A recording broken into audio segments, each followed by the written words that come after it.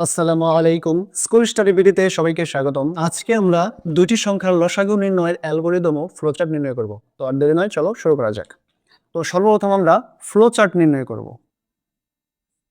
তো ফ্লোচার্ট নির্ণয় করতে হলে সর্বপ্রথম প্রোগ্রামটা আমাদের শুরু করতে হয়। আর শুরুর একটা প্রতীক রয়েছে, সেটা হচ্ছে ডিম্বাকৃতি।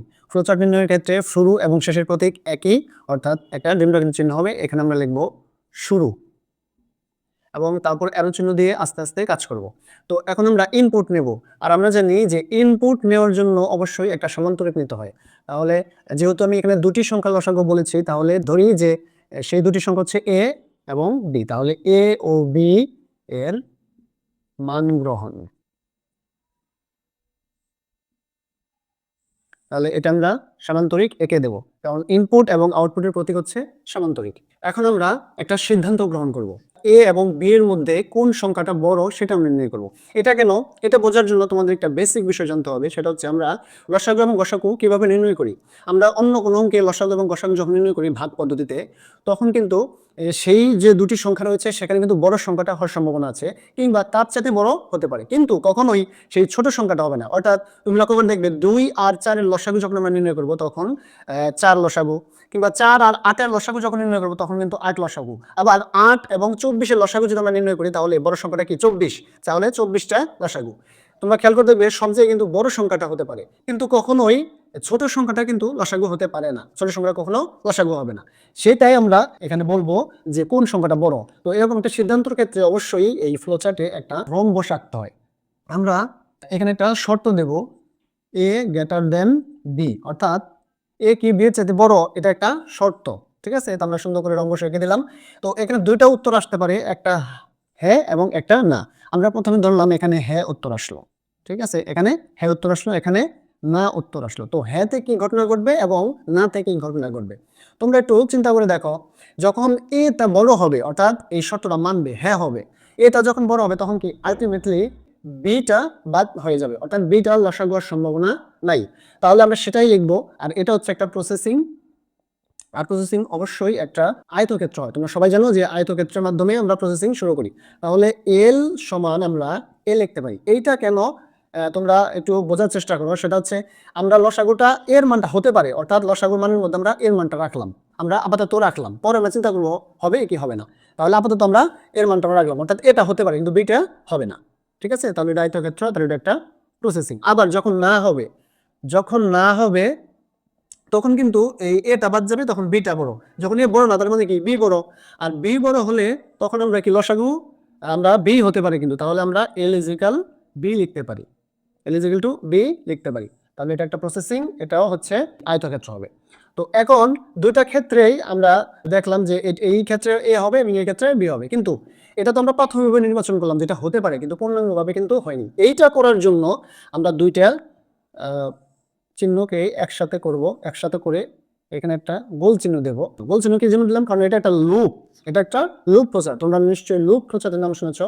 এই সেই লুপ প্রচার হবে বিধায় এখানে একটা গোল চিহ্ন দেবো, এবং আবার আরেকটা শর্ত হবে।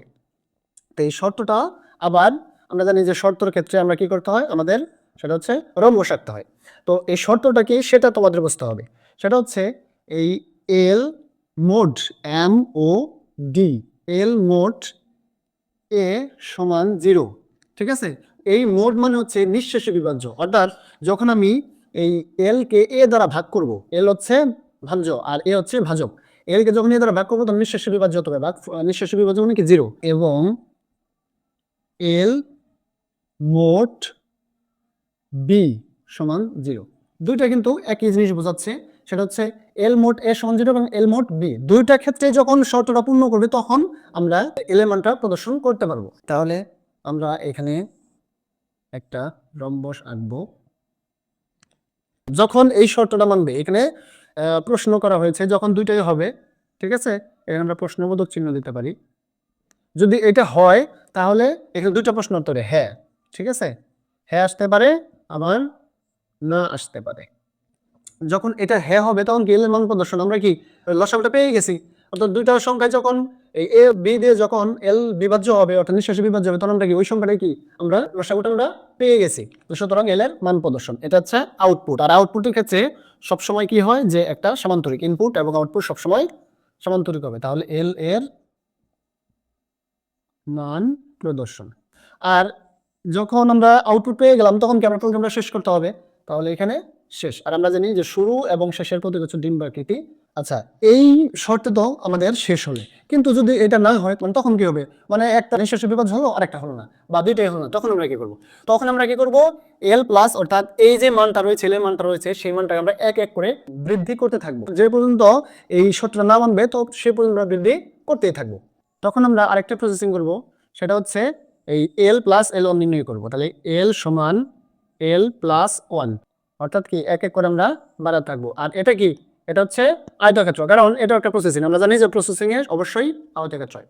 তো এইটা করার পর তখন আমরা কি করব, এইটা করার পর আবার আমরা এই শর্তটা পূরণ করব, যে পর্যন্ত আমরা এইখানে এই শর্তটা পূরণ না হবে সে পর্যন্ত আমরা এটা করতে থাকবো, এক এক করে বাড়াতেই থাকবো। তো এটা করার জন্য এই যে চিহ্নটা রয়েছে এইখানে লুপ করে আমরা এই যে এই জায়গায় দিয়ে দেবো, ঠিক আছে? এটা তোমরা ইচ্ছা করলে সোজা করে দিতে পারো, আমার একটু বাঁকা হয়ে গেল। হ্যাঁ, এটা আবার এই জায়গায় আসবে, ঠিক আছে? তোমরা এটা পরীক্ষা খাতা যখন দেবে তখন চেষ্টা করবে একটু গাড়িটা সোজা করে দেওয়ার জন্য, ঠিক আছে? তো এই শর্তটা যখন না মানবে তখন এক করে বাড়িয়ে আবার আমরা এখানে যাব, এবং সর্বশেষ শর্তটা মানলে পরে অর্থাৎ হ্যাঁ হবে, তখন এর মান প্রদর্শন তখন শেষ। তো আশা করি সহজে তোমরা ফ্লোচার্টটা বুঝতে পেরেছো। তোমরা যদি বুঝতে না পারো রিপিট করে আবার দেখবে। এখন আমরা অ্যালগরিদম নির্ণয় করব। আমরা জানি যে অ্যালগরিদম লেখার জন্য ধাপ ধাপ আকারে লিখতে হয়। তো আমরা এই যে ধাপ 1 ধাপ 2 এভাবে আস্তে আস্তে শুরু করব। তো অ্যালগরিদম ফ্লোচার্ট প্রায় একই, কারণ ফ্লোচার্ট হচ্ছে প্রতীকের সাহায্যে নির্ণয় করতে হয় আর বর্ণনা হচ্ছে অ্যালগরিদম। তো প্রথমে আমরা ওই ফ্লোচার্টের মতোই শুরু করব, ঠিক আছে? তাহলে আমরা শুরুটা লিখে দিলাম। তারপর ধাপ 2, ধাপ 2 এ আমরা ইনপুট গ্রহণ করব, ঠিক আছে? তাহলে এ ও বি এর মান গ্রহণ। ধাপ 3, ধাপ 3 এ এর বি যে মান গ্রহণ করলাম, এখন এই এর মধ্যে আমরা তুলনা করব যে কোন সংখ্যাটা বড়, এ বড় না বি বড়। তাহলে যদি, যেহেতু একটা শর্ত, যদি এ গ্রেটার দেন বি হয় তাহলে এল সমান এ, অর্থাৎ এল এর মানের মধ্যে আমরা এর মানটা রাখলাম, অর্থাৎ এটা লসাগু হতে পারে, অন্যথায় এল সমান বি। এটা একটু ভালো করে বোঝার চেষ্টা করো। যখন এটা বড় হবে তখন কি এর মানটার সম্ভাবনা আছে, লসাগু হওয়ার সম্ভাবনা আছে। যখন বড় না হবে তখন আলটিমেটলি কি বি বড়, তাহলে এল সমান বি। এখন ধাপ 4, ধাপ 4 আমরা কি করব, আবার আমাদের একটা শর্ত আছে জানি চূড়ান্তভাবে, যেহেতু প্রাথমিক নির্ণয় করলাম যে সম্ভাবনা আছে, এখন আমরা একেবারে চূড়ান্তভাবে করব। যদি এল মোট, ওই যে ফ্লোচার্টের মতো, এল মোট এ সমান 0 এবং এল মোট, অর্থাৎ হচ্ছে মোট মানে কি নিঃশেষ বিভাজ্য, অর্থাৎ এল কে যখন আমরা বি দ্বারা ভাগ করব তখন নিঃশেষ বিভাজ্য হবে, এবং এল কে যখন আমরা বি দ্বারা ভাগ করব তখনও নিঃশেষ বিভাজ্য, অর্থাৎ ভাগশেষ শূন্য থাকবে। যদি এ সমান এত এবং এ সমান এত হয় তাহলে আমরা নং ধাপে যাই। কয় নং আমরা শেষ করব সেটা তো আর আমরা জানি না, এত নং ধাপে যাই। তো সাধারণত 6 নং হবে, তো আমরা আগে লিখবো না, এটা তো শর্তটা মেনে গেছে, শর্তটা মানলেই কি আমরা লসাগুর মানটা পেয়ে যাবো, ধাপে যাই। আর অন্যথায় যদি না হয়, এই শর্তটা যদি না মানে, তাহলে অন্যথায় পরবর্তী ধাপে যাই। তো পরবর্তী ধাপে সেটা লিখবো, পরবর্তী ধাপে যাই। এখন পরবর্তী ধাপটা কি, ধাপ 5। ধাপ 5 আমরা কি করবো, ওই যে যখন আমরা এই দুইটা শর্ত মানবে না তখন আমরা কি এলিমেন্টটা এক এক করে বৃদ্ধি করব। তাহলে এল সমান এল প্লাস 1 নির্ণয় করি, ঠিক আছে? নির্ণয় করি, এবং নির্ণয় করার পর আমরা কাজটা কি, আবার কিন্তু এই যে শর্তটা পূরণ করে কিনা সেটা আমাদের চেক করতে হবে, কারণ আমরা তো চূড়ান্ত ফলাফল পাই নাই, আমরা এক যোগ করলাম, ওকে যোগ করতে থাকবো যতক্ষণ পর্যন্ত এই শর্তটা না মানবে। তাহলে আমরা কি 4 নং ধাপে যাবো, এত নির্ণয় করে এবং 4 নং ধাপে যাই। 4 নং ধাপে গিয়ে আমরা কি করবো, এই যে আবার এই যে এই শর্তটা মানার চেষ্টা করব, 4 নং ধাপে যাই। আবার ধাপ 6, এখন এই ধাপ 6 কি করব, এটা তো নির্ণয় করে ফেললাম, ওই যে অন্যথায় পরবর্তী ধাপে যাই এটা তো করে ফেললাম, কিন্তু যদি না হয় 6 নং ধাপে যাই, যখন এই শর্তটা মানবে তখনকারটা আমরা এখন লিখবো। তাহলে এটা কি 6, তাহলে 0 6, তাহলে 6 কি এল এর মান প্রদর্শন, এল এর মান প্রদর্শন। তাহলে এল এর মান প্রদর্শন তো শেষ। এখন আমরা ধাপ 7 কি করব, শেষ করে দেব, কারণ আমাদের মানটা প্রদর্শন হয়ে গেছে। ধাপ 7, তারপর শেষ। এটা হচ্ছে আমাদের কাঙ্ক্ষিত অ্যালগরিদম। তোমরা যদি বুঝতে না পারো রিপিট করে আরেকবার দেখবে, তাহলে সহজে তোমরা বুঝে যাবে। এতক্ষণ যারা সঙ্গে ছিলে তারা প্রত্যেককে ধন্যবাদ। যদি ফেসবুক পেজ থেকে ভিডিওটি দেখো তাহলে ভিডিওটি শেয়ার করে দেবে, যদি ইউটিউব চ্যানেল থেকে দেখো তাহলে চ্যানেলটি সাবস্ক্রাইব করে দেবে। ধন্যবাদ, দেখা হবে আবারও।